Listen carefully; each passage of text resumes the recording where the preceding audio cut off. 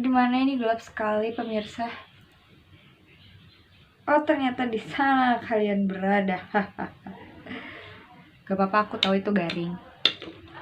Just have fun aja. Enjoy.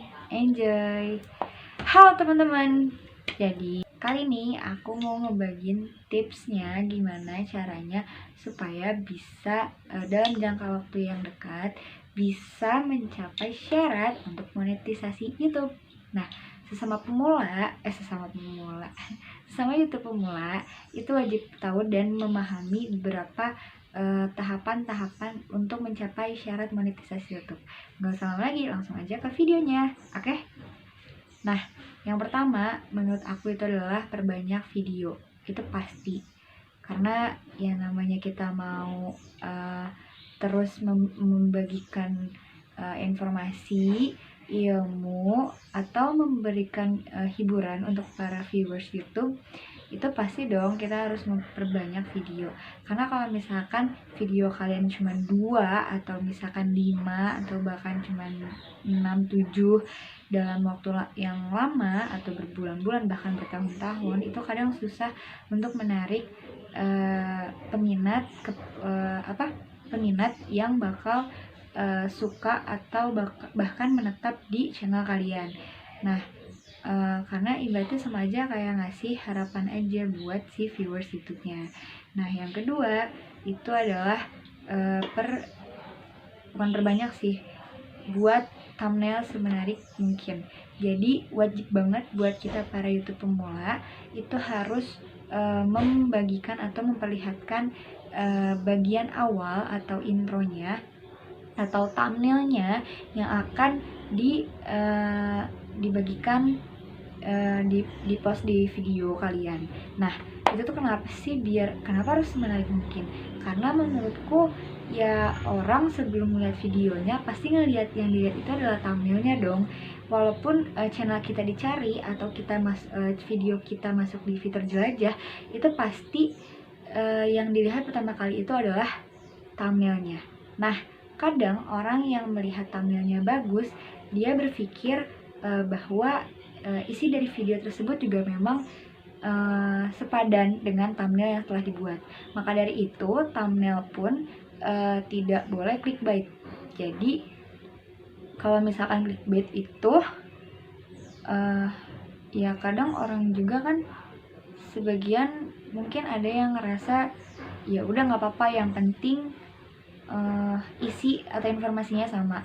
Nah, yang dimaksud dari clickbait tersebut itu adalah dimana thumbnail itu jauh berbeda banget dari isi video yang kalian buat. Misalkan thumbnail yang aku buat tentang sepatu, nah review sepatu. Nah, sedangkan di isi videonya itulah yang aku bahas tentang sepak bola. Gak nyambung banget dong.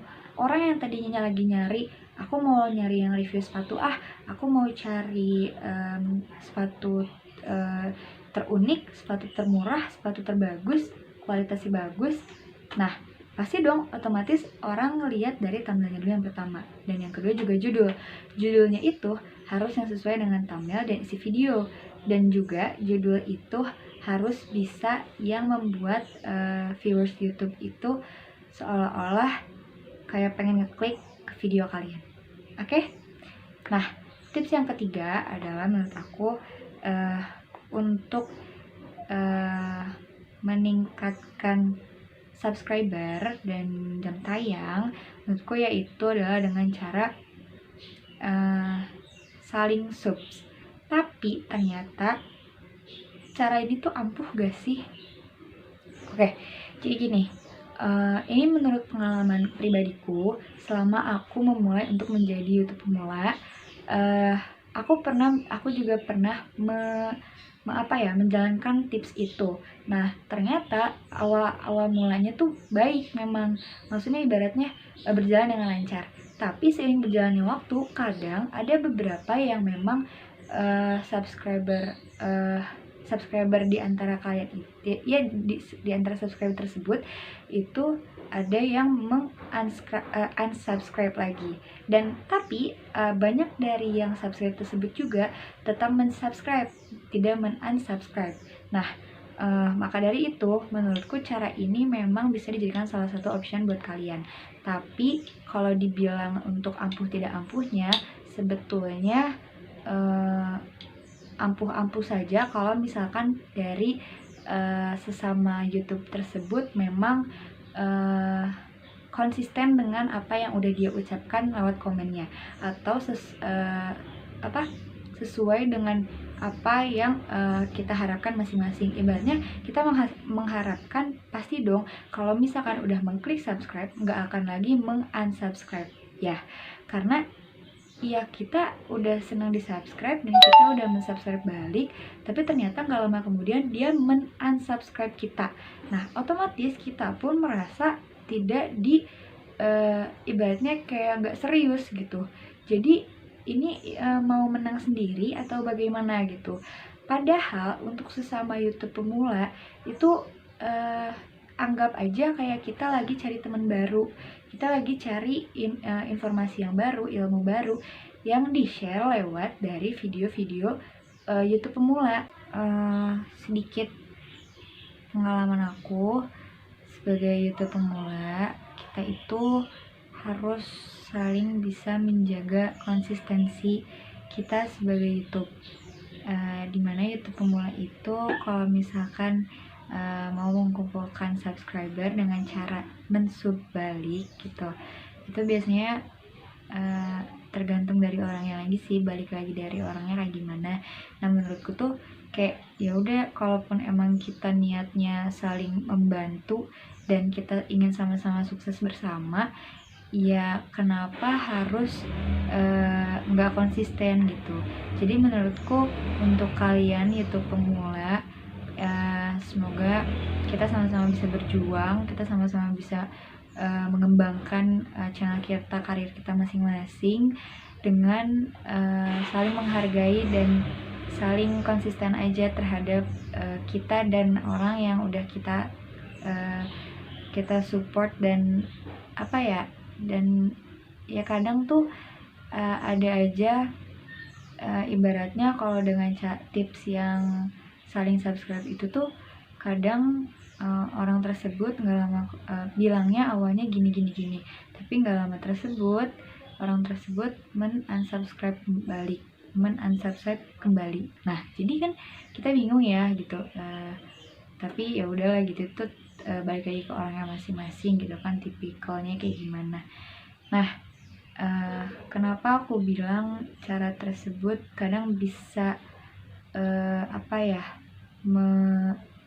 membuat si YouTube pemula tersebut kadang sih merasa feelnya kayak down, karena ya mungkin kita udah senang-senang, kita udah saling support, udah saling menghargai gitu kan, tapi ternyata kita di antara salah satu itu nggak konsisten gitu. Jadi kan kita ngerasa kayak ya berarti yang kemarin gimana dong gitu kan, gimana tuh gitu.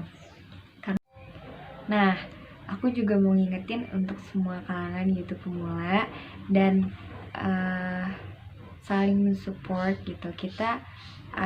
Kita pasti bisa untuk mengembangkan channel kita masing-masing, dan kita harus terus tetap berusaha dan bekerja keras. Kita harus tetap melakukan sesuatu yang baik untuk bisa mencapai syarat dari monetisasi tersebut. Nah jangan, untuk kita sebagai YouTube pemula, jangan berkecil hati, jangan patah semangat, jangan putus asa, jangan gampang nyerah. Pokoknya kita bisa jika kalau kita saling menghormati dan menghargai untuk sesama YouTube yang lainnya juga. Dan kita harus tetap konsisten terhadap diri kita sendiri, terhadap orang lain juga, dengan apa yang udah diucap dan atau dengan apa yang udah dilakukan. Nah jadi jangan merasa kalian sendiri dan jangan merasa kalian gak akan berhasil. Kita itu harus optimis tapi bukan yang berlebihan. Nah karena kita YouTube pemula, kita betul-betul berjuang keras dari nol, merintih betul-betul Nah, wajar aja kalau kita belum punya fans tersendiri, kecuali kayak misalkan layaknya Mbak Imong atau Raffi Ahmad yang YouTuber terkenal, itu mereka udah memiliki fans tersendiri karena sebelum mereka memulai menjalani YouTube, mereka juga sudah dikenal di berbagai kalangan. Jadi jangan putus asa dan jangan putus semangat, kita yakin kita bisa. Nah, segini dulu ya video aku kali ini. Semoga dengan apa yang aku udah kasih tadi tipsnya dan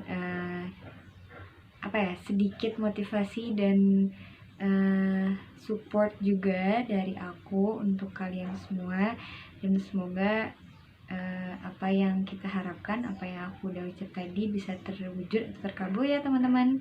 Nah, jangan lupa juga untuk di subscribe. Aku gak akan pernah bosen. Buat kalian yang pernah lihat video aku tapi belum subscribe, jangan lupa kali ini nonton video ini harus di subscribe. Oke? Terima kasih teman-teman. Sampai jumpa. Bye-bye.